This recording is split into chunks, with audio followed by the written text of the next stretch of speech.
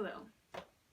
Alright, so I have been thinking a lot lately about women, strong women, why they're strong, and what society views as a strong woman, and how this all relates to feminism and femininity, but I couldn't really figure out how to make that its own video.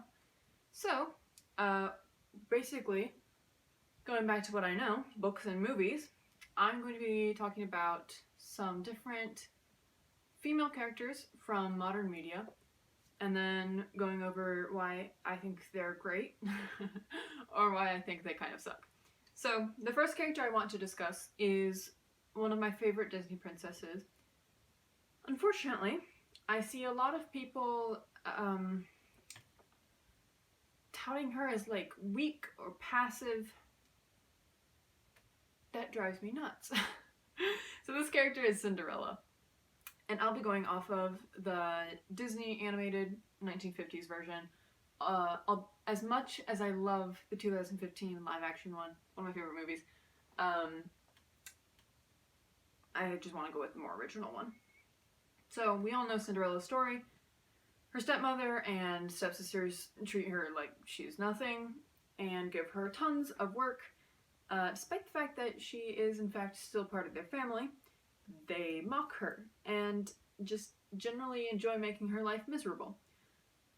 The ball comes, fairy godmother shows up, gives Cinderella a gorgeous dress and carriage. She goes to the ball, arrives fashionably late, immediately meets the prince. They dance, have a fabulous time. Clock strikes midnight.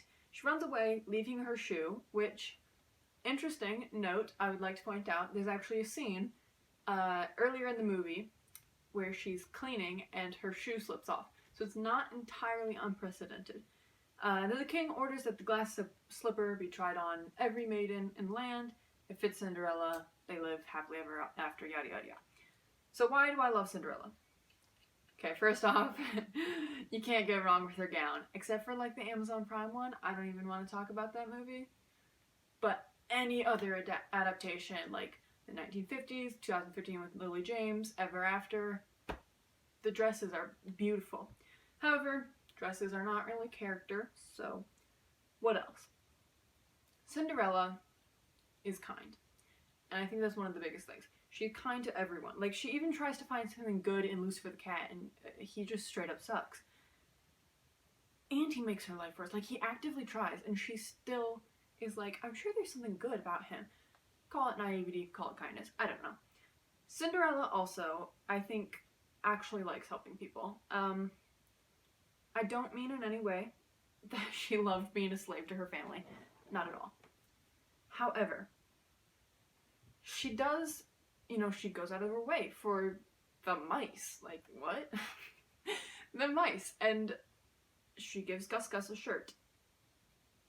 And this is definitely speculation on my part, but I personally feel like if her family treated her with respect and as an equal, I think she would still be okay with doing a lot of the chores.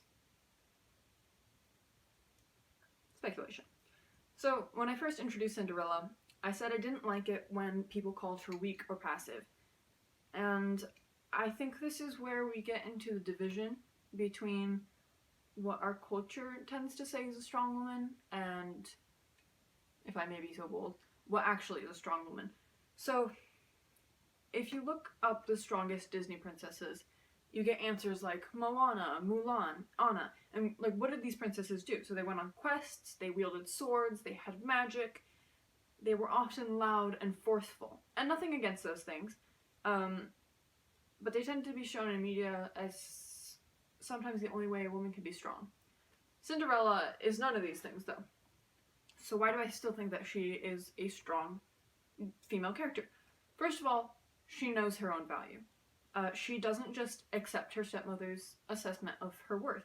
She knows when the invitation comes from the palace, it says every eligible maiden, and Cinderella knows that she is an eligible maiden, and therefore she can go to the ball.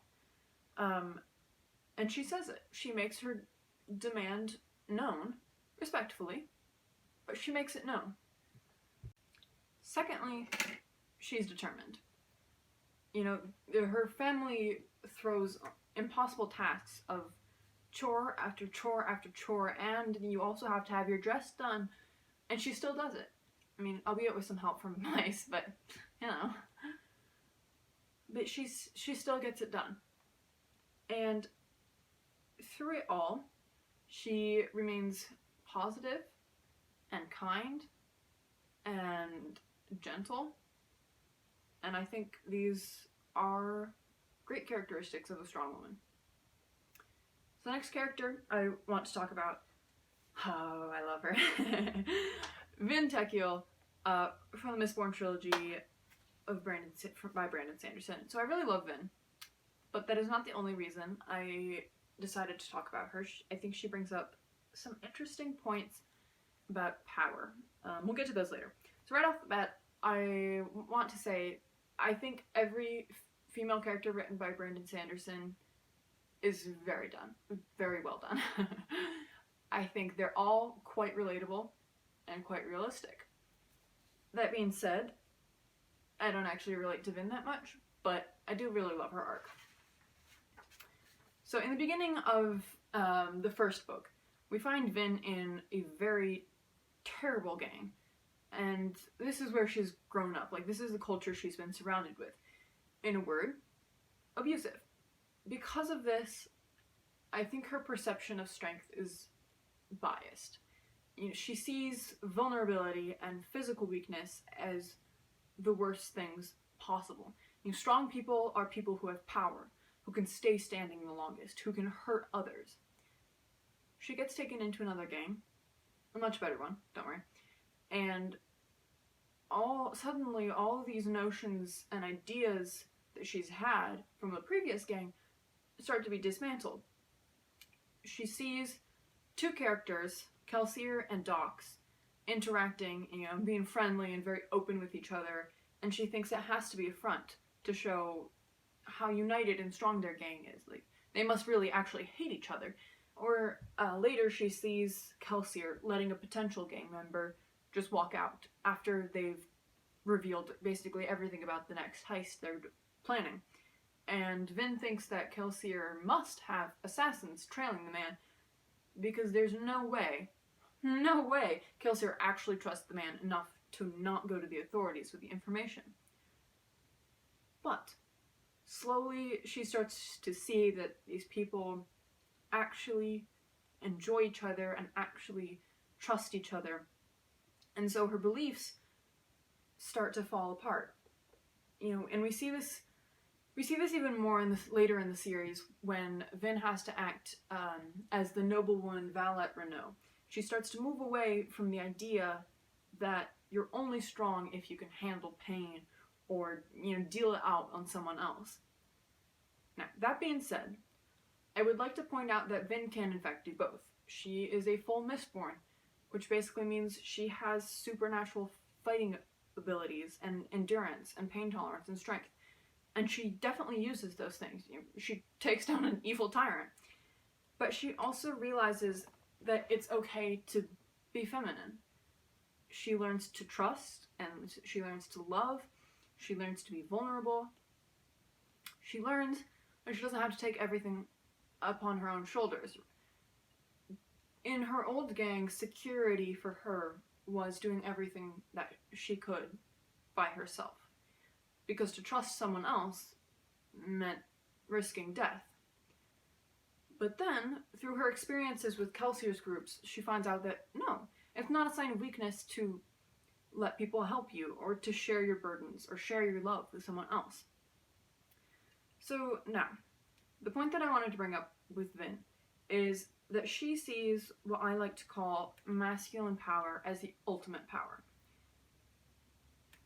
Apologies, I'm going to use the phrase masculine power a lot, so just sorry in advance. But she sees this as the ultimate strength, and masculine power I like to describe as it's very physical, forceful, and sometimes aggressive power. So this is what she models herself on for 16 years in her previous gang.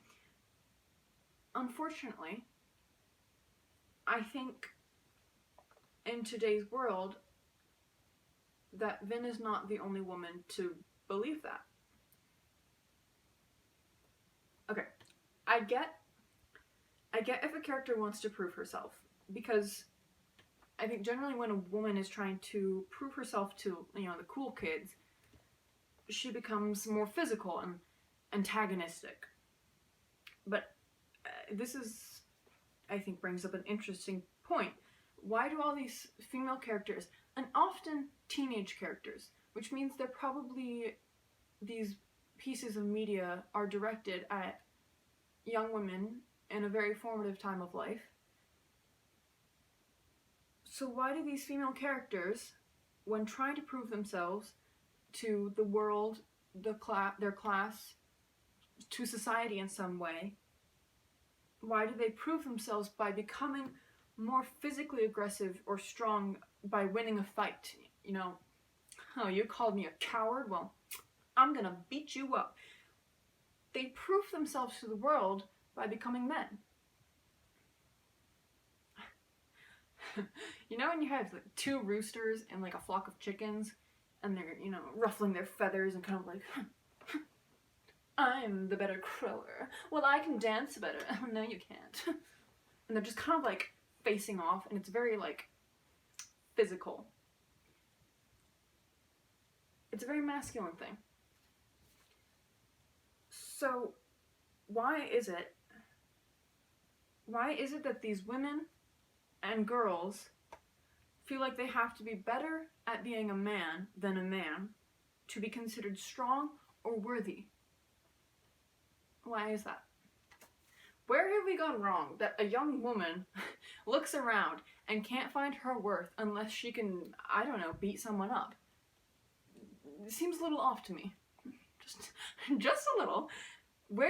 How did we go from saying that men and women are different and therefore have their own unique strengths to saying that masculine power is the ultimate authority on discerning your societal position? Disclaimer. In no way, shape, or form am I trying to say that masculine power has no place, that it's bad, or that no one should have it. I'm not even saying that women shouldn't have it. Don't get me wrong. What I'm saying is that women shouldn't have to prove themselves as men to be accepted as women. So this brings me to my next character, Captain Marvel. I have mixed feelings about Captain Marvel and her story, because I feel like the whole movie is essentially supposed to be her fighting against the fact that she's supposed to prove herself with this masculine power. And the climax scene was good to show that. The showdown between Captain Marvel and her mentor, Yon-Rogg, it's not a fight scene. She basically knocks down Yon-Rogg and says, I'm not going to fight you. I don't need to fight you to prove my worth. Cinematically, that was extremely boring. But thematically, I think it works. I think it's good. Because it shows that she's stepped past the idea that she's only worth something if she can beat up her mentor. However, I dislike her as a character and as a feminist icon because, frankly, I think you could switch out her body with a man's and there'd be no difference. It would still be a stoic character with a few snarky lines and not much of a backstory. Sorry. To me, it doesn't make sense to have a story about a woman growing past unhealthy standards of strength and power only to have a female character so unfeminine that she could be replaced by a man without compromising the character. Now, when I say feminine, or femininity, I mean more than just pink frills or dresses.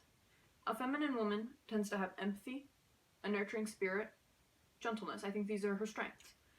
But what I see in Captain Marvel is arrogance and aggression, which frankly aren't appealing in anyone, man or woman. A badass killing machine without higher qualities such as empathy or courage, which is not the absence of fear, but keeping on despite fear. This kind of character is boring and flat. I wouldn't accept a male fighter just because he was male. I want him to be protective of the weak and steady in times of crisis as well as peace.